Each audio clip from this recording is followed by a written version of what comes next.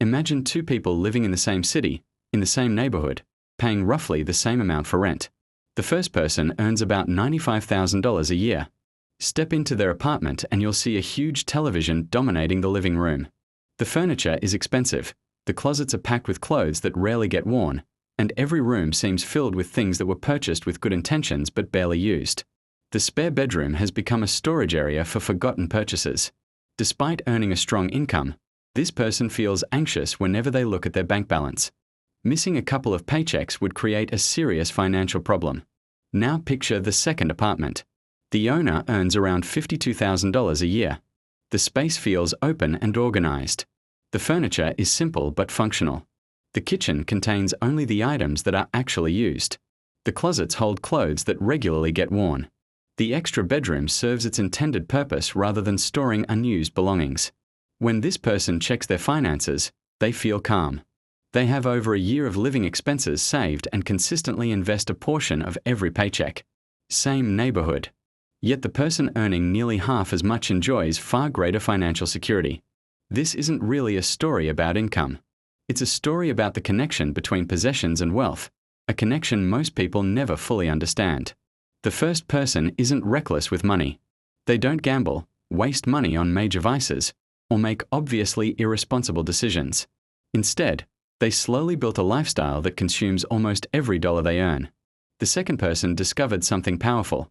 Owning less doesn't mean sacrificing quality of life. In many cases, it means living with greater intention. And intentional living creates financial breathing room that many high earners never experience.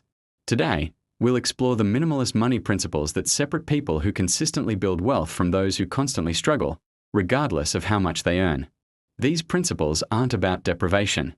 They're about recognizing that every item you own carries costs far beyond its price tag. Let's begin with an idea that can completely change the way you think about spending. Everything you own costs you twice.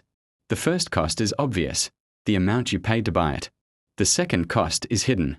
It includes storage, maintenance, attention, and lost financial opportunities.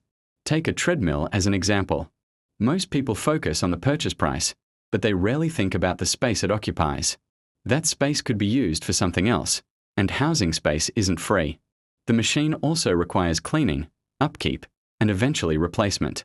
The same principle applies to boats, expensive hobbies, gadgets, and countless other purchases.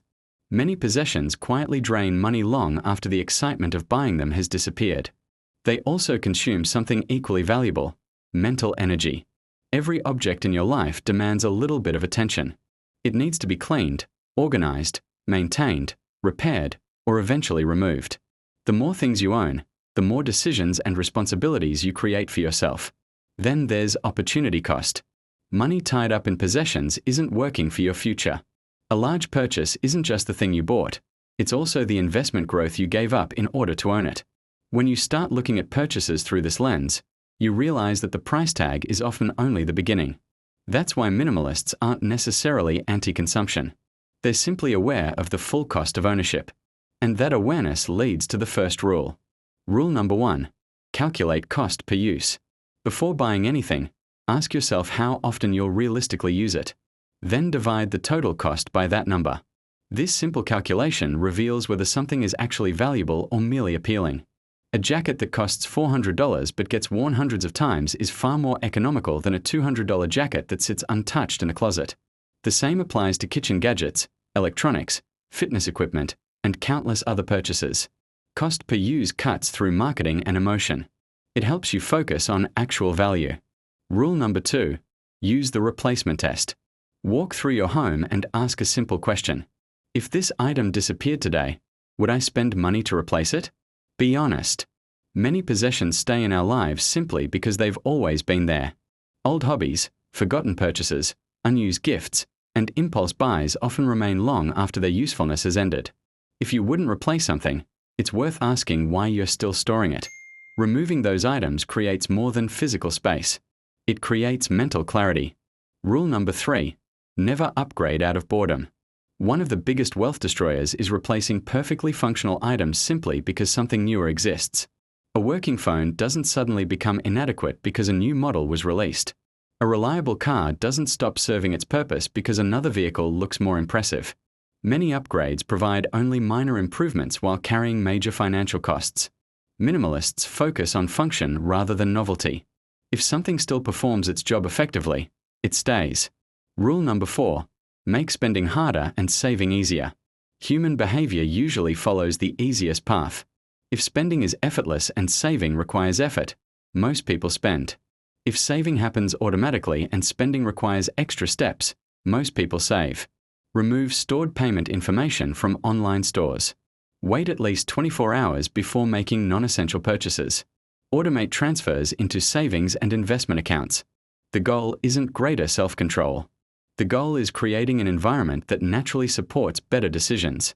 Rule number 5. Track what you own. Most people underestimate how much they actually possess. Count your clothing. Count your shoes. Count your kitchen gadgets. Count the items sitting unused in storage. Awareness changes behavior. Once you realize you already own dozens of shirts, buying another becomes a more deliberate decision. Tracking possessions helps prevent silent accumulation. Rule number 6. Rent or borrow first. Many purchases are driven by temporary excitement. Someone becomes interested in camping, photography, woodworking, or another hobby and immediately buys expensive equipment. Months later, the enthusiasm disappears while the equipment remains. Renting or borrowing first allows you to test whether an interest is genuine. It also helps you learn exactly what you need before spending money. Rule number 7. Watch for the lifestyle multiplier. Many purchases create entire ecosystems of additional expenses. A boat requires storage, maintenance, insurance, equipment, and transportation. A home gym often leads to flooring, storage solutions, accessories, and modifications. The original purchase is rarely the final expense. Before buying something major, consider all the related costs that may follow. Rule number 8. Define what enough means. Many people never decide how much is actually enough. As income grows, spending grows alongside it. The goalpost keeps moving. Minimalists avoid this trap by defining enough in advance. Enough house. Enough car. Enough clothing. Enough comfort. Once you know what enough looks like, additional income can build wealth rather than fund endless upgrades. Rule number 9. Measure wealth by freedom. Most people define wealth by what they own. Minimalists define wealth by the choices available to them. Can you leave a job you dislike? Can you handle an emergency without panic? Can you take time off when needed? Can you pursue opportunities without financial fear? These options represent real wealth. The more financial margin you create, the more freedom you gain. Rule number 10. Declutter continuously. Many people attempt one massive cleanout and then slowly accumulate everything back. A better approach is regular maintenance. Review possessions monthly. Pay attention to incoming items. Remove things that no longer serve a purpose. Small, consistent adjustments are far easier than occasional extreme purges. Here's a practical challenge. This week, identify 10 items you wouldn't replace if they disappeared. Sell them, donate them, or let them go. This month, apply a 24-hour waiting period to every non-essential purchase. Notice how many buying impulses fade with time. And most importantly, define your version of enough. Write it down. Use it as a guide whenever lifestyle inflation tries to convince you that happiness requires more. The real power of minimalism isn't about having fewer things. It's about creating space. Space in your home. Space in your finances. Space in your mind. When you spend less on possessions that don't truly matter, you gain resources for the things that do.